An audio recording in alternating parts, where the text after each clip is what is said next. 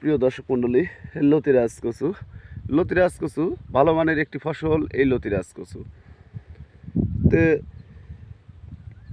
লতিরাজ কচুর নিয়ম হচ্ছে একটু নিচু জমিতে রোপণ করা, যাতে সপ্তাহে 2 দিন পানি দিতে হয়। এই যে জমিটা দেখতে পাচ্ছেন, ভিজা ভিজা রেখেছি। সবচেয়ে সর্বোচ্চ ভিজা ভিজা থাকলে সর্বোচ্চ ভালো হয়।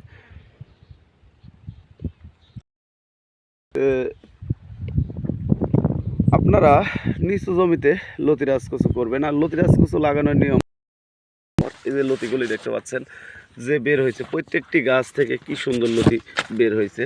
2টা 3টা করে লতি বের হয়েছে।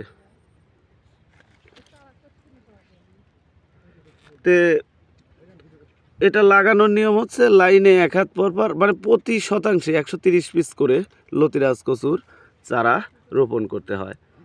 তে আমরা নিয়মিত বাংলাদেশের প্রতিটি জেলায় 2 টাকা পিস মূল্যে আমরা লতিরাজ কচুর চারা সেল দিয়ে থাকি। আপনারা যদি লতিরাজ কচুর চারা সংরক্ষণ করতে চান তাহলে আমাদের সাথে যোগাযোগ করতে পারেন। আমরা বাংলাদেশের প্রতিটি জেলায় এই লতিরাজ কচুর চারা সেল দিয়ে থাকি। আর মনে রাখবেন, লতিরাজ কচুর প্রতিটি চারাতেই লতি থাকে।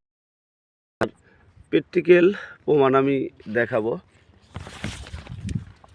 এই দেখেন, প্রতিটি চারাই দেখেন কি সুন্দর লতি বের হয়েছে। মানে আমার এই ভিডিওটি সবাই